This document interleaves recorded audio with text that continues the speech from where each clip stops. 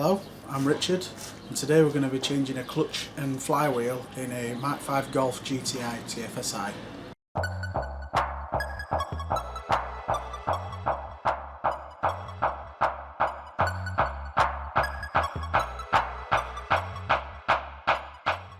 So the reason we're changing the clutch and flywheel today is because mine is just finally gone kaput. After inspecting it from taking the gearbox off, it's too much movement in it. It makes a lot of noise, to be fair, on idle, so just decided to change it. So what we're going to be doing is not changing it for like. I'm actually going to be replacing it for a single mass flywheel. So on Golf GTIs, they have a dual mass flywheel, which is what you find in like a lot of the VW, Audi range, especially on the diesel engines. It's just to make it a little bit more quieter. So my Golf has a stage 2 remap on, and they say that a single mass flywheel is probably more beneficial to have in something where it's not like I race the car or anything, but I do give it a little bit of stick now and again, and a single mass flywheel means that I actually get a better throttle response. All it means is that it's probably going to be a bit more noisier because the vibration's not getting cancelled, so it puts more strain on the gearbox. I just picked up one that I found that wasn't a bad price. Came with a clutch and a clutch plate, and it also came with a CSC. I'll explain that in a minute. So a CSC is a concentric slave cylinder. Basically it's just where the hydraulic fluid goes through, and it goes on the gearbox itself. You see that? That just fits inside the gearbox, and we attached the hose on that I'd removed when taking the gearbox off the car so that I can work on the clutch.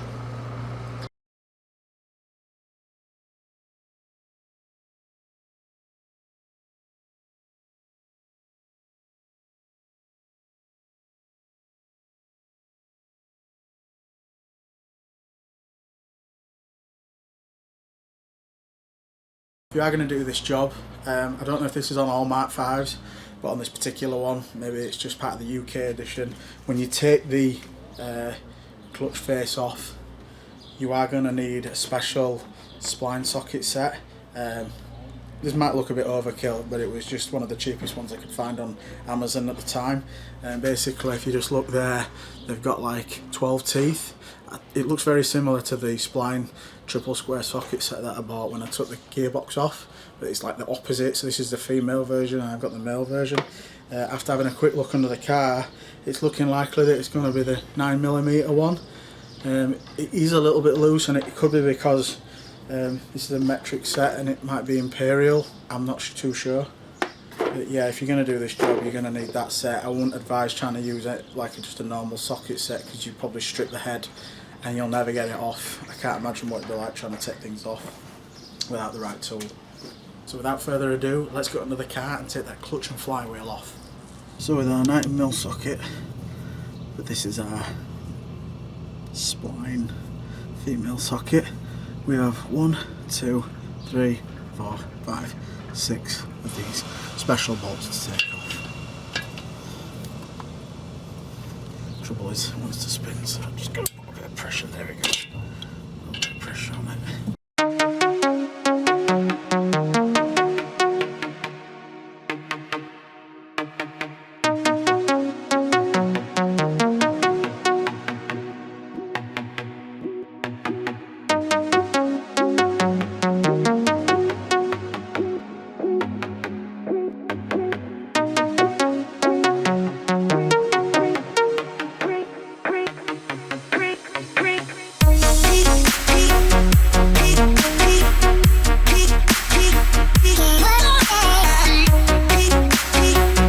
There's a locating pin there, there's one there and one here, and I know that because I've taken it off when I've looked at the new one.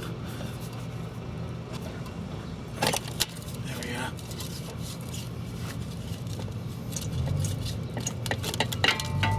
Alright, look at that. Jesus. So that's what dual mass flywheel looks like, but it's not supposed to do that. It's not supposed to have any play in that at all. It feels like it's ready to slide out. And these are the bolts I was talking about. If you look on the end there, they're like that spline style screw. Luckily the new gearbox and flywheel come with new bolts. They're just regular bolts. When you take this off, in here they are now the male spline sockets. M12. Look at that, perfect.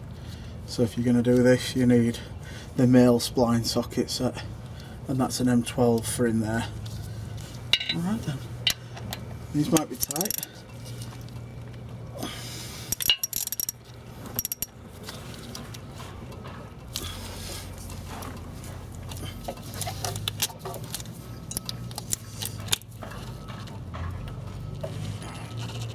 Jesus. Alright, that one's tight, is that? Do it from the top with an extension bar.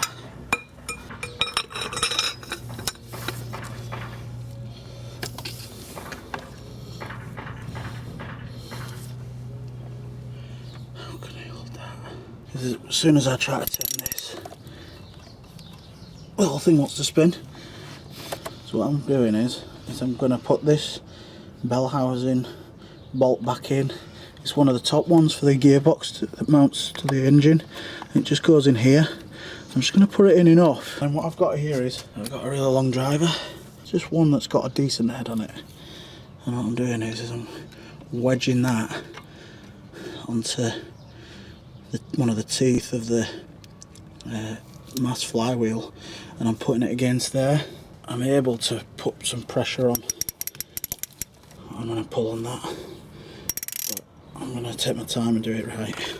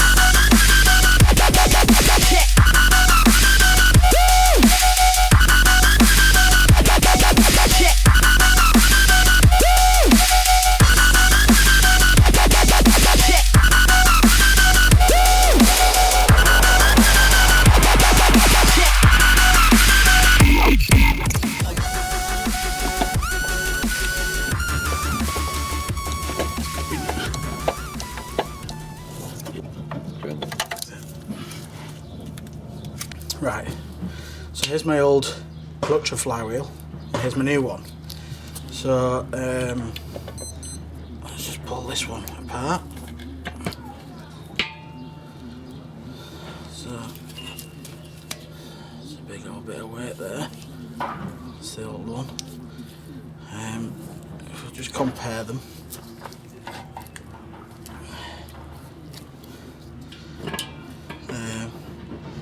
Yeah, not much difference.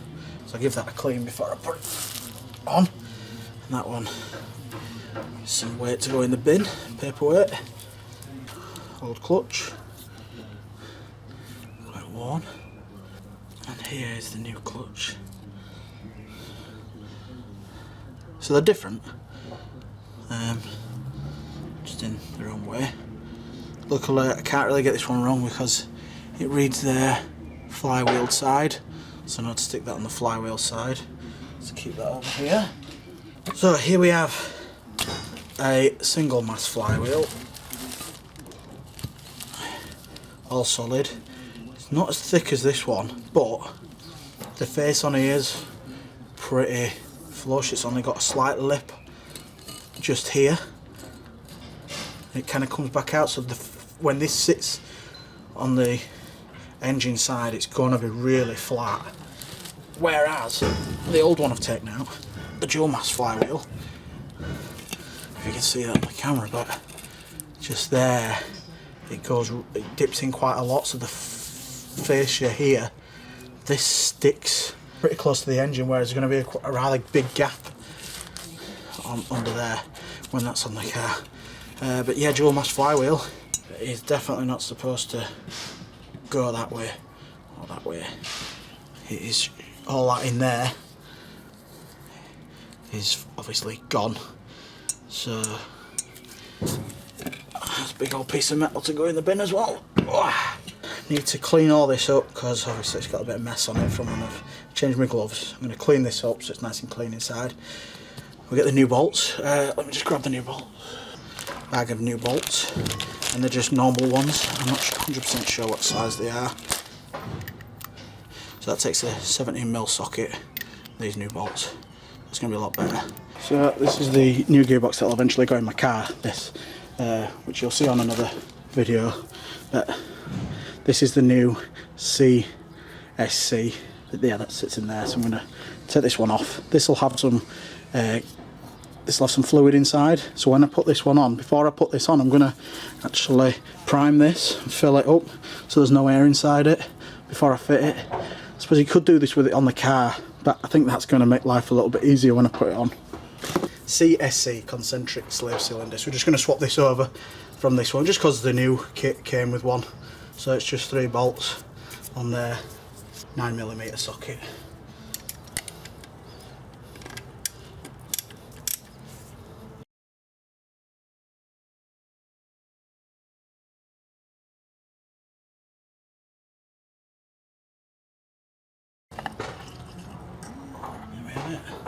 The old one. Obviously nothing wrong with that one. No, not wrong with it. I mean, if I squeeze that, probably a lot of fluid will come out, so I won't do that. So, and then we just take that off there. I mean, we could bleed that before you put it in. I've got a little hypodermic syringe. I wonder if we could. So the idea of this is that this goes in and out by hydraulic pressure from there. So this is full of air and it needs to be full of fluid. So Rich is saying what we could do is bleed it before we put it in, so at least all that's full of fluid. When we come to bleed it, it'll be a lot easier to do. I'm doing that, and that is all air. Can you imagine if that was in the car? How on earth would you get the air out of there? It'd be a right job. But getting all that air out of that's you've got to get fluid down there, because that goes in at that angle. Yeah. You've got to get fluid down there into there. Air's trapped in all there. you can rely on is the fact that the air bubbles rise and that the air had come out and the fluid had displaced it. We need something to dribble in there. So we're just putting some .4 brake fluid on. Right. So do you want me to squeeze? Yeah, you'll squeeze it right up. All the way up, yeah. Start releasing it. Yeah.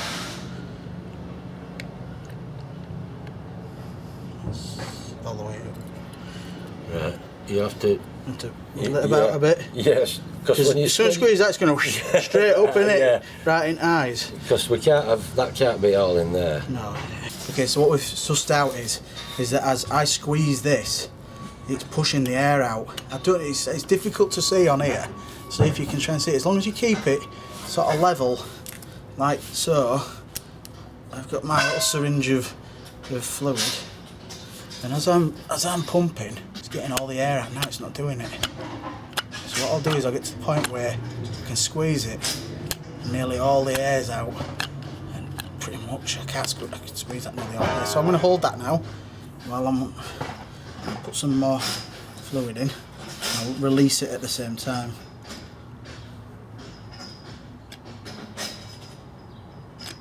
As I'm pumping it, the air's getting through and all the fluid's falling. Kind of do it at an angle as well, like that. There's no there now. So it's going to take a few goes, I think. Yeah, that's it. Right. So So I've got quite a lot of that grease on there. I'm going to tidy this up now. So it's a slow process, but we get there. It just makes life easier when we need to bleed the system later. I need to put this in here now.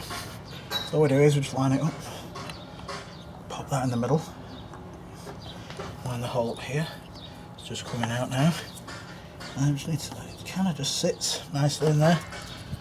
Just put your bolts back that you used before, unless for whatever reason your new one came with fresh bolts. Mine didn't. Right on time, right on time, right on time, right on time, right on time, right on time, right on time, right on time, right on time, right on time, right on time, right on time. There we are. I don't know if you can see on the camera, but these holes are staggered uneven. These two are the closest bolts that will be going next to each other, and then these look quite the same, but just here where that one would normally be about here, it's nearer. So the new one fits on there, and then I just need to line them holes up, which I've pretty much got, and that sits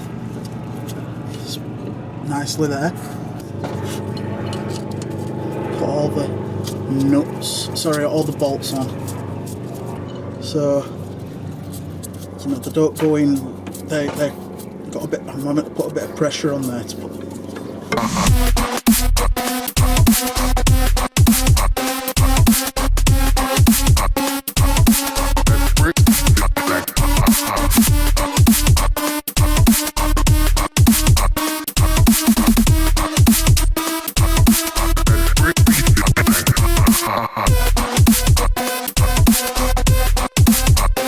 Nip them off if you can.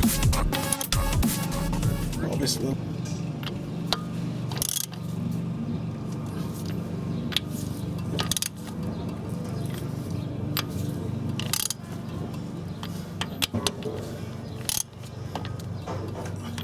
And then to tighten these up, you're going to have to stick a screwdriver in there again, but obviously on the other side this time. Just tighten them up, torque them up if you can. They don't want to be light, but though over, you don't want to strip them.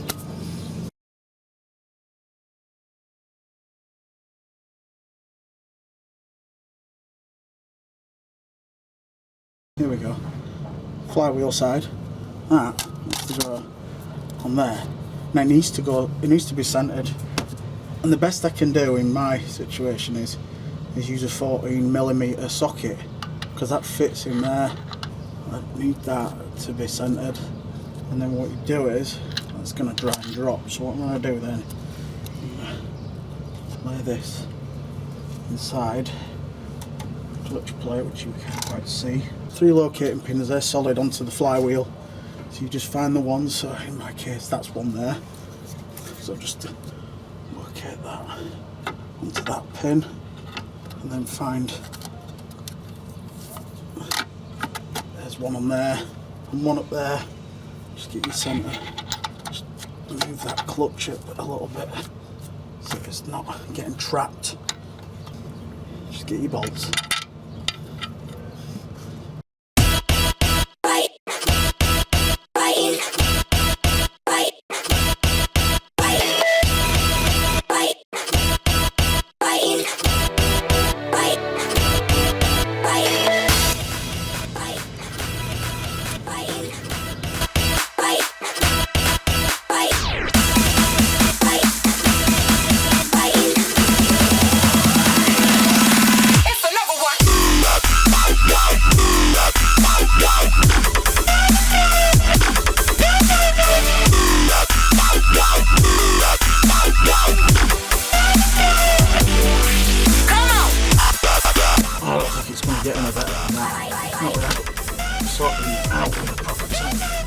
We've got it centered, in my case.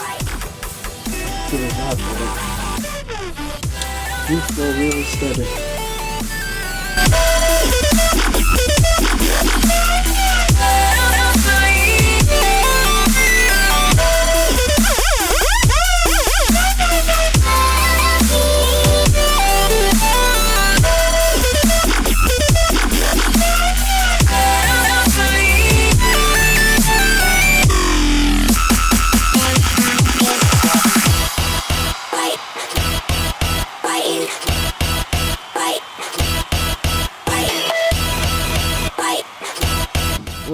simple as that. I can't get that anywhere.